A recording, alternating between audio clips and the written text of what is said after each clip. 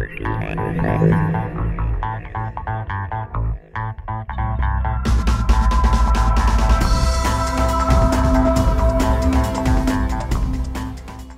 what's going on, guys? This is Diggerman Flying RC in Motion, and we've completed a few steps here up till step 31, and that was installing the drive shafts. Now we're moving up to installing the servo, and as you guys could see, step 32 is pretty much installing the servo linkage. Okay, so you have a 101mm link and a 60mm post. Okay, and then you have the threaded rod ends. These are like bent, and then you have the straight ones. Okay, of course this is a kit, so the servo's not included in this kit. We'll be installing a servo. Okay, so let's go ahead and get these components out. Okay, so here we go. The Yoda steering link. These links look weak. Hopefully they don't bend. This is what you're looking at. Tiny links. Okay. And then you'd have to get the 10mm throtted rods, which I believe there's 4.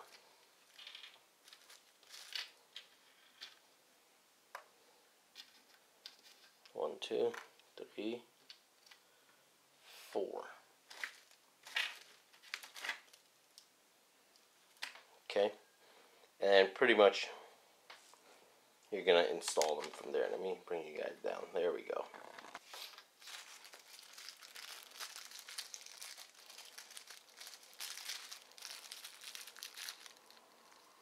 Okay.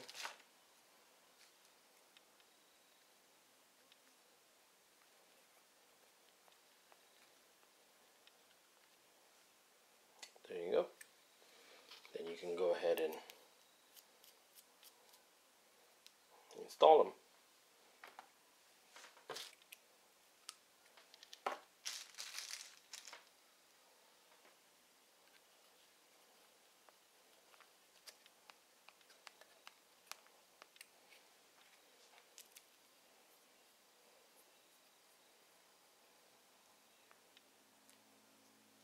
That's what it looks like so far. Okay.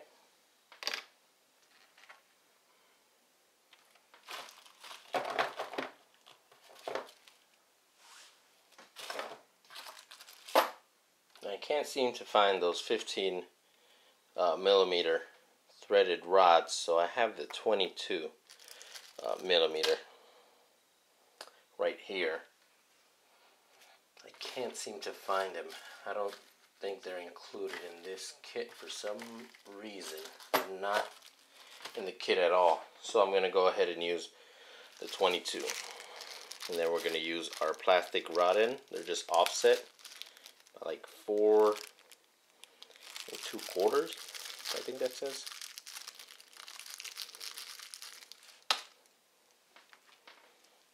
That's what it looked like. So you can go ahead and just thread them in.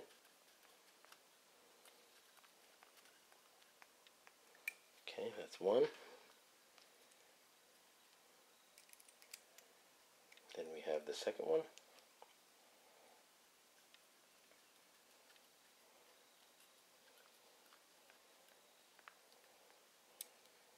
And that's what they look like. Then all that's left, you can go ahead and Loctite these if you want to, but they're going to be attached from both sides, so I don't think they require any thread locker. Okay, so there you successfully completed step 32. Now step 33 goes on to adding the servo. So we're going to go ahead and add the servo. I'm going to show you what type of servo I went with. Okay, so here I have 2 servos that I can go with either or. Okay, you can go with the Traxxas 2075 It's a waterproof, high response digital servo. You guys can see there it has a seal in between the board and the casing itself. Under here it has a seal and a bearing, and then underneath this casing right here with a seal as well, as you can see on the cable itself, it has another seal to waterproof the entire case. Now this is all plastic gears. They sell the kit for you to upgrade to metal. It could be purchased because most of these gears are the same. I purchased one, and one of my trucks is actually running the Metal Gear upgrade one. This is, like I said, just waterproof if you're deciding to go into water. You're not going to get as much torque. These aren't that torquey. They tend to strip the gears a lot if you're running them like on a racing status kind of. For a trail truck, you want a lot of torque. So I went ahead and I went with the high-tech 645 Metal Gear. Now this is a torquey servo. It's not waterproof. You can make it waterproof. Use several different types of things like Plasti Dip or a liquid electric tape.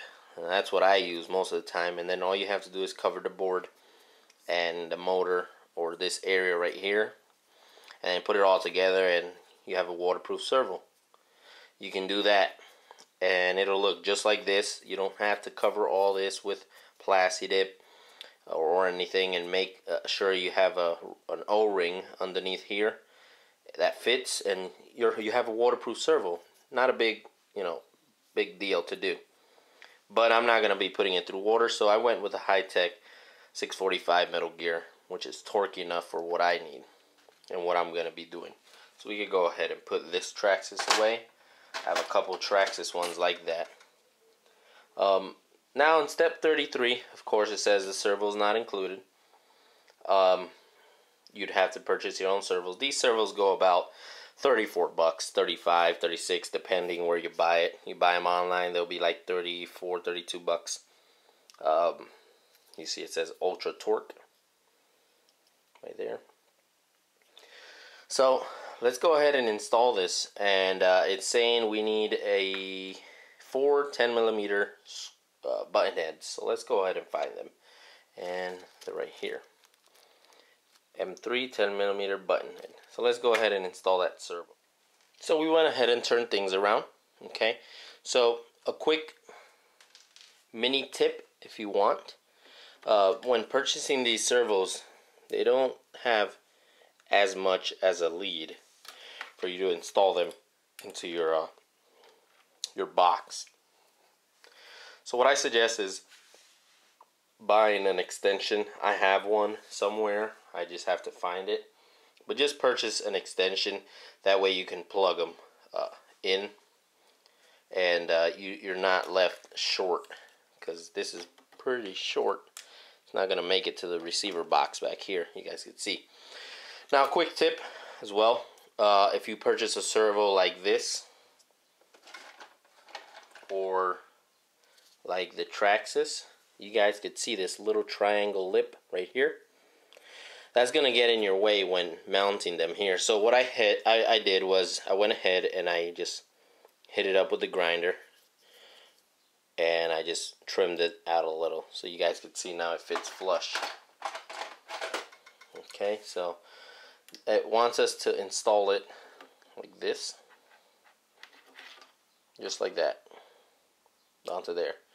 So let's go ahead and install it, and like always, let's use thread locker.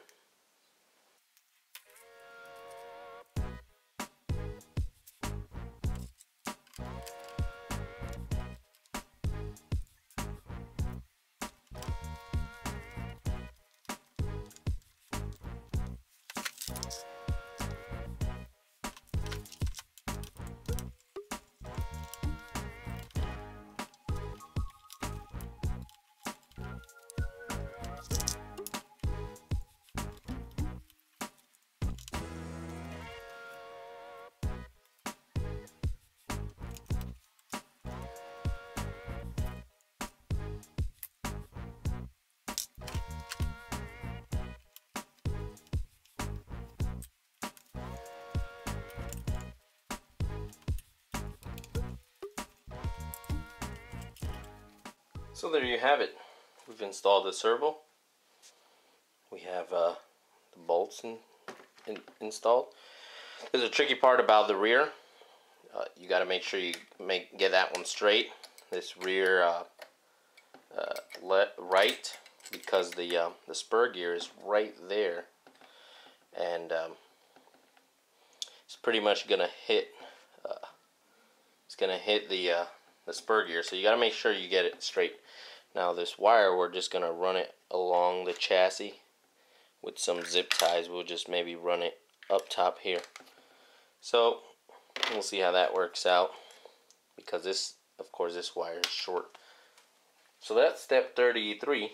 Now step 34 wants you to find those same 10mm, one 10mm, and one 22mm.